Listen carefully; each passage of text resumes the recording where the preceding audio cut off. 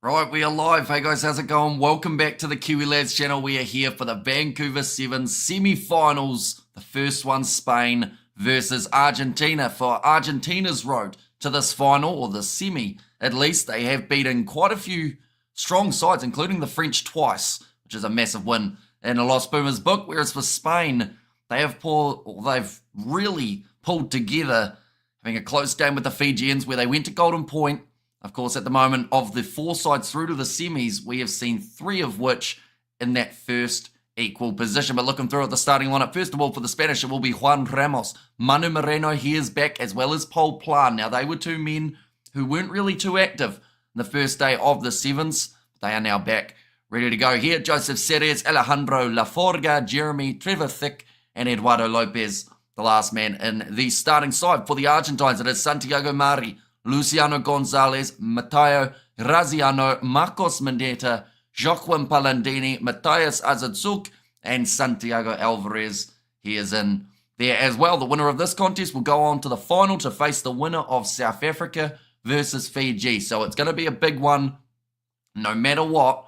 And Vancouver, it looks like a relatively stock standard type of day in terms of conditions, although the game later on, of course, we have seen the evening games. It's a little bit slipperier, harder to hang on to the ball. Press versus press, there we go.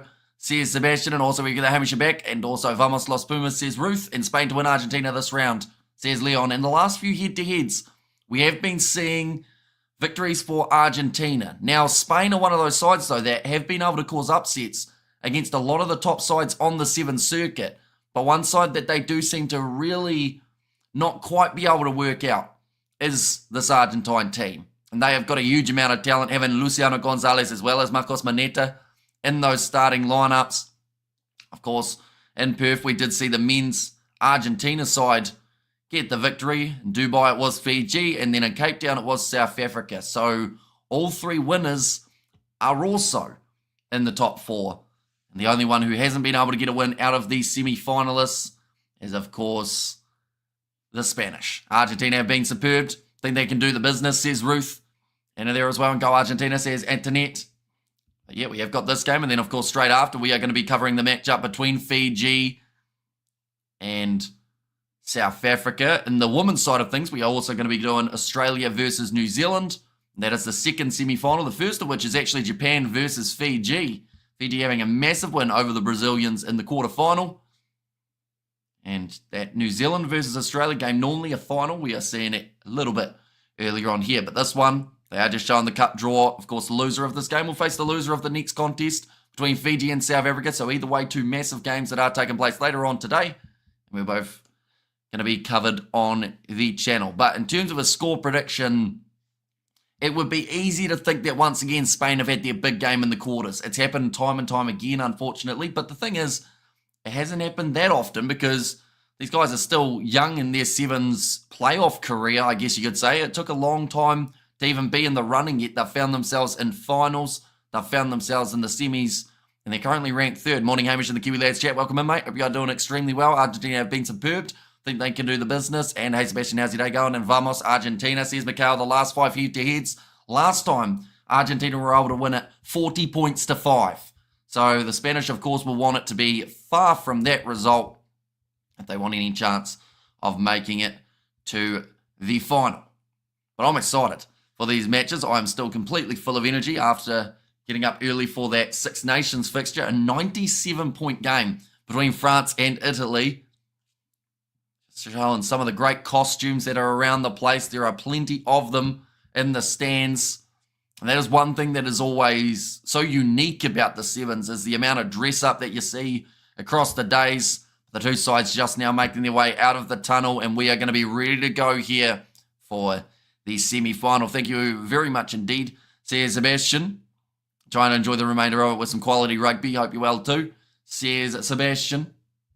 And yeah, certainly potential for a lot of great rugby. Hopefully it is the case. Now, lately, games that we've been covering have been going to golden point quite often. So whether or not that is going to be the case for this one, we will soon know. But if that is the case, of course, one of the sides that we did see play a golden point fixture was Spain. They went head-to-head with Fiji, and they were defeated 26 points to 21 up against the Kiwis. Spain got off to a great start. They just seem to be able to push these top sides. Let's see if they can do it again here.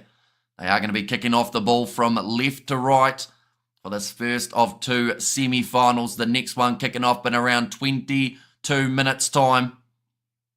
That'll be between Fiji and South Africa. And the whistle has been blown.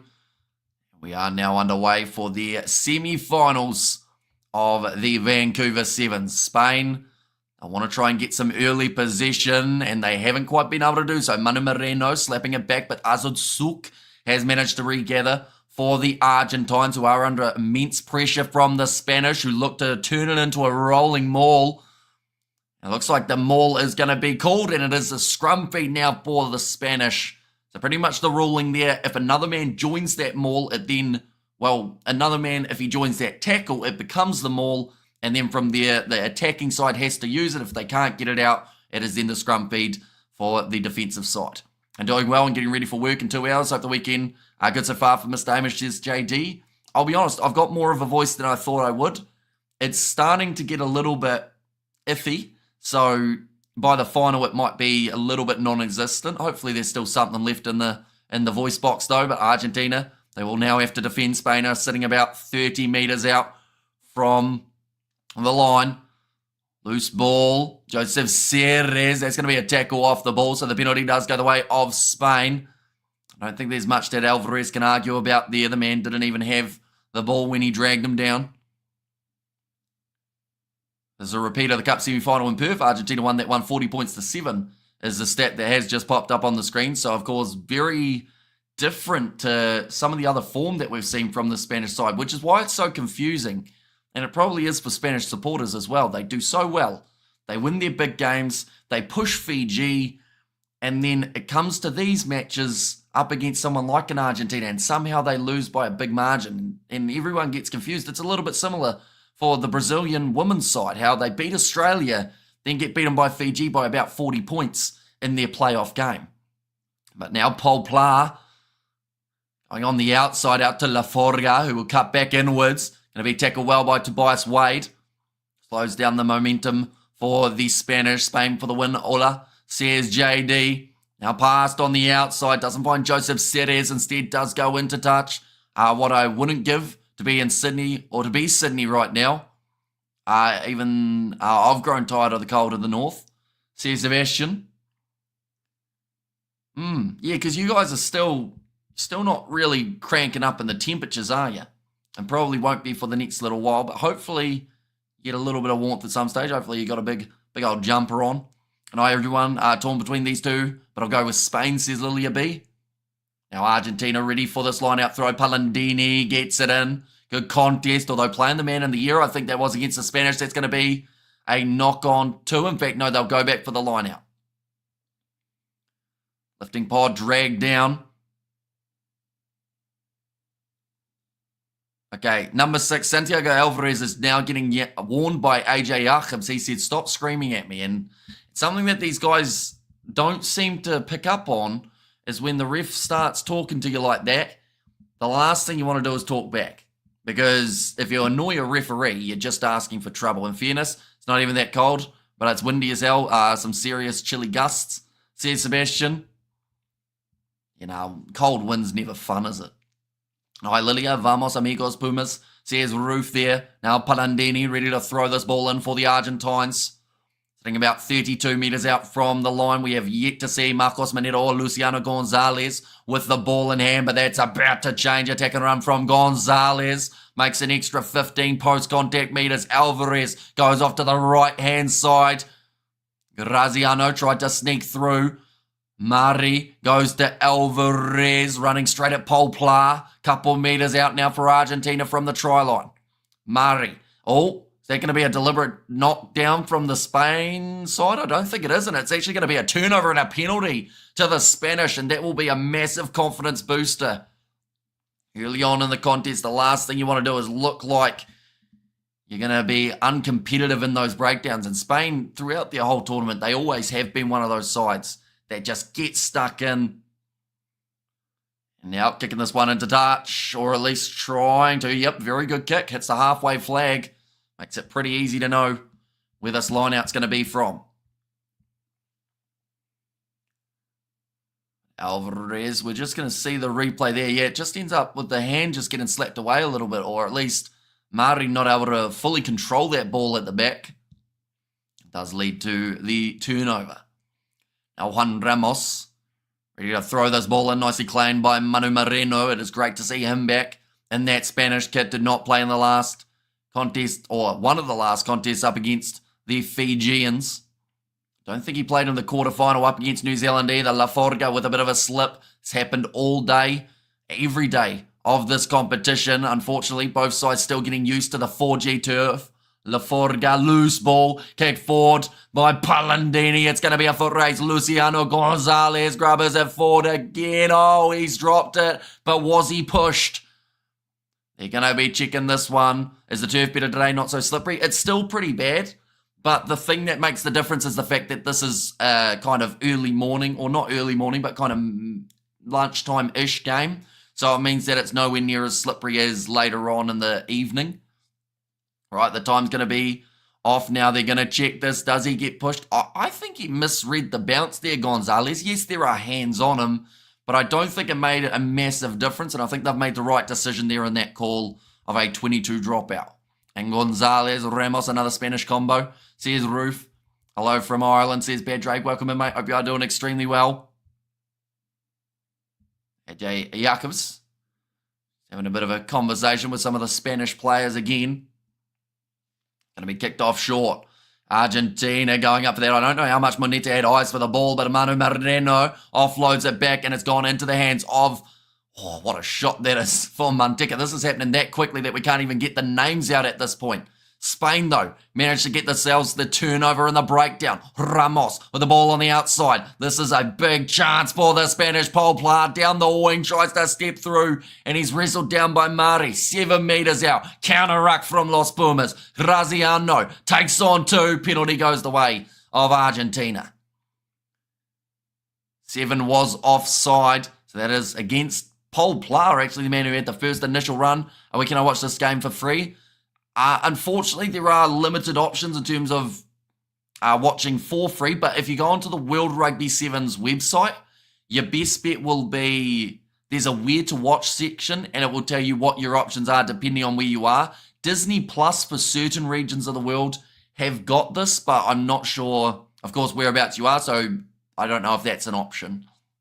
That's a good kick downfield from Argentina. Their semi-final record, they have won 27, lost 29, so sitting at around that maybe 47% success rate. Puma's showing their defensive skill turnover, says Ruth. Yeah, both of these teams, are absolutely brilliant in the breakdown.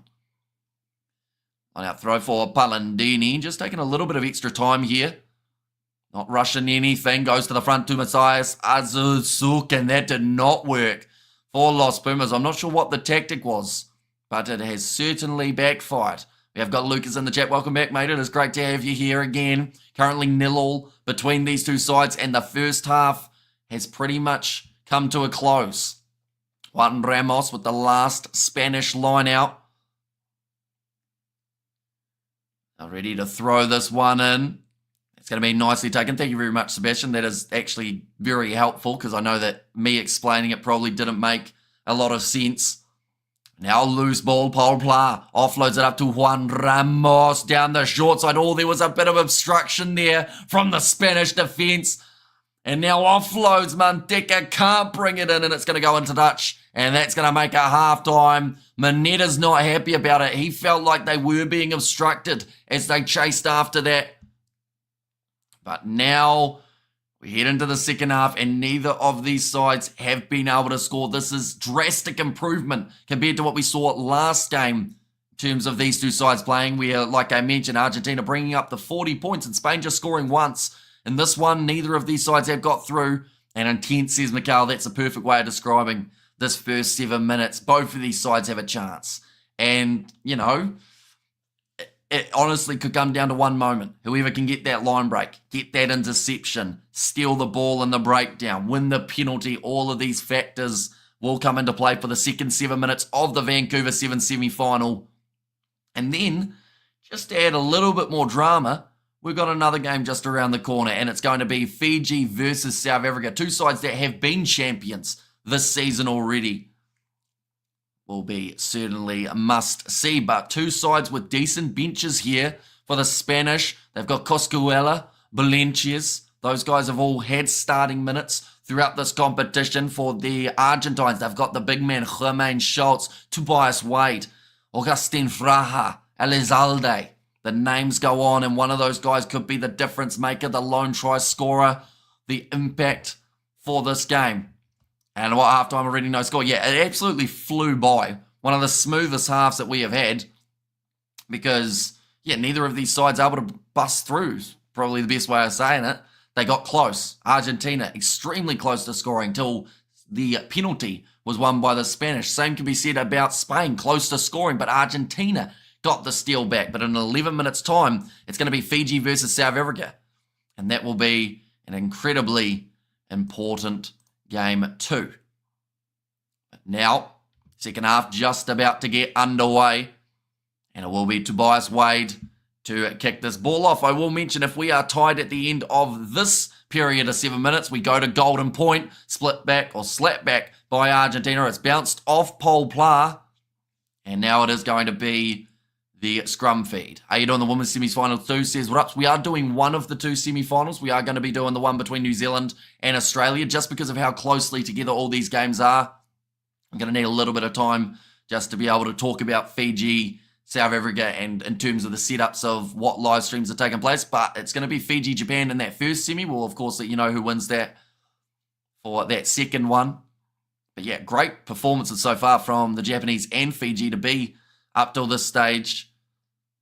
Now, the Argentines, they are in position. Alvarez goes off to Graziano. Not really making a huge amount of meters. In fact, he's starting to lose them. Tries to go for the offload to Luciano Gonzalez. That was almost a tackle off the ball from Jamie Manteca, and it looks like he might even almost get the turnover. No, Argentina still in position. Marcos Maneta goes out wide to now the big man.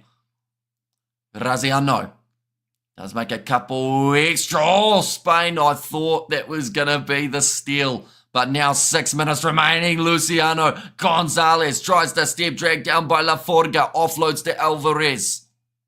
These two sides, so even in the semi-final. Both very different paths to get here, but both with one goal to make it to the Vancouver Sevens final. Down the wing, Luciano Gonzalez. That's taking a man off the ball. Palandini steps around. One more pass, and Marcos Moneta will be the first try scorer of the semi-final. But Alvarez just kept on running, and also Luciano Gonzalez able to get that break down the wing.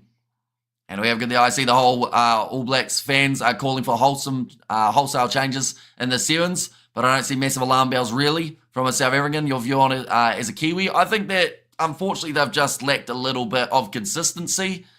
Like, they do well up against most opposition, and then for some reason Spain are just their bogey team at the moment, that no matter what they try and do, they seem to lose it in the closing moments. That's going to go over from Palandini though, and that'll now make the score 7-0 in favour of the Argentines. And Maneta, in terms of series tries, he is sitting in second, only ahead of him Georgi Nasova, who's had quite the start for the Fijians. 5 minutes left. This is where Spain need to make sure they are the next side to score, or else they will start to drift behind. It looks like Argentina are willing to use up as many of the seconds as they can here. There is no rush. You've got about 15 seconds to kick it off. And vamos Argentina, says Lucas there. And now slap back by Jermaine Schultz. It's just gone into touch. So Spain will have themselves the line out. Still 4.5 left, so plenty of time. And like I mentioned, the next game that is taking place, it is going to be Fiji versus South Africa. Straight after this live stream, we're transferring to that. The winner of this game will face the winner of the other semi-final. Now Spain in possession. Jamie Manteca passes on the outside. Half a chance by the looks of it for, I believe it would have been Legoburo. Now it's Joseph Ceres Off to Belinci. Here's another man who made his way off the bench, tackled hard by Jermaine Schultz. Now back to the left. Wide cut-out pass from Jamie Manteca. Might have been a little bit forward, but it is play on for now. La Forga. Tackled by Lavayen. Counter right coming from Argentina. Not able to get possession. And Ramos says, George, how the hell did Spain make the playoffs? They bet New Zealand in the quarters. They bet a majority of their opposition in the group stage and almost bet the Fijians, taking them to golden point time before Fiji got the job done. But they are a much better team than people give them credit for. They're sitting first equal in the overall standings for the tables right through up till this stage, alongside, here's the names, Argentina and Fiji. So, you know, they're higher than New Zealand, they're higher than South Africa, higher than Australia, France, Great Britain, all those sides. Spain have been above them. Go Argentina, says at the net. Now it's going to be the scrum feed now. Penalty did go the way of the Spanish. And good team this year, says Macau. Seriously, says George? Yeah, I think that a lot of people don't realise how good quickly this Spanish team has gotten. Like, they can beat, I would go out there and say they can beat every side on the circuit on their given day. There's going to be a free kick if Spain won a cup final recently, or am I mistaken? They have not. They've made it to the final. They have never won a cup final, but boy, do they want to. And every time they get so close, but it just slips away at the final hurdle. But now Jamie Manteca, great tackle on him. And there's a loose ball. It's knocked backwards, says the referee. No, now gets a little bit of assistance from the touch judge. And Argentina have got the scrum feed. But this game, like I said before, it's still not over. 6 handling errors from the Spanish. Those are the type of numbers that hurt. You're not doing too bad in Union either. The Spanish, they just qualified for the 2027 Rugby World Cup in Australia, says Sebastian. So that is great news that they've been able to qualify yet again. Of course, they were supposed to be in the 2023 World Cup, although for yourself, Sebastian, of course, a big boost with the Romanians getting in. And you could tell how much it meant to them as well in terms of going out there just trying whatever they could to put on a show. Ball's going to be fed in now by Argentina. This scrum is doing a bit of a crab walk now, going off to the short side. Nice, quick stepping. Little bit of obstruction there from Jermaine Schultz. That seems to be happening quite a bit throughout this game for both sides. And Spain have been on fire, says Lilia B. Now going off to the left-hand side. Bounce pass. Rough one indeed. Through the legs. Argentina scrambling here. Marcos Maneta. That looked like it was close to forward. Now 25 metres out from their own line here. Spain sucks, go Argentina, says Martin. I mean, they don't suck. They've, like I said, they're first equal at the moment in the overall standings. Oh, that's a really ugly tackle. He didn't mean to, Ponce, but I think this one's going to be looked at, and this might even be, it's going to be at least a yellow card, if not maybe even a red. And that is not good news for Jermaine Schultz, who landed awkwardly on the back of his neck. And come on, Argentina from South Africa. And there is a lot of growth there. Also with clubs and how they are taking rugby seriously. Yeah, Ponce just picked him up almost between the legs, flipped him up. And unfortunately, Jermaine Schultz, he is a heavy individual. And yeah, he's lifted him and then he's landed right on his head. This is probably a red. And this might be the deciding factor in this matchup now. I missed a lot of rugby this Wednesday. Or this week, it might be. Maybe from George straight down on his head, Ponce. Whether it's a yellow or a red, he was going to be missing it anyway, but there's a chance he might be missing the next contest as well. But the youngster Roberto Ponce, has he now gifted Argentina a chance to win this contest? There is 100 seconds. I wonder where are the Kiwis? The Kiwis got beaten by Spain. So I guess that kind of puts the statement about Spain being bad to rest a little bit. And I missed a lot of rugby this weekend. I only watched the England versus Scotland game. Oh, what a match that was. Yeah, very close between those two sides. Next game of the Six Nations between France and Italy, it was a 100-point contest. It was almost 97 points. We can round up from there. I'm going to smash this phone, says George. The key is to not press the enter button before you finish typing. And now, stolen at scrum time, or at least it was very close to being it. But the penalty will go the way of Argentina for Spain wheeling. Now, I think that was a bit harsh. I think Spain actually almost got the better of that scrum penalty, says Ruth. Yeah, it does seem to be at the moment that penalty count is just creeping through the roof. Or through the roof, I should say, with a OOF rather than a UTH. And Argentina, wahoo, says Ruth there too. But just 1 minute left on the clock now, ladies and gents. Whoever wins this game, like I said, they will be going through to the final of the Sevens. They will be taking on South Africa or Fiji. That will be another penalty. Any team can beat any team on the day when it comes to Sevens. Exactly right. And that is why Sevens can be so, for one, unpredictable, but also so entertaining. The fact that any side can go out there onto the field and play a game of their lives.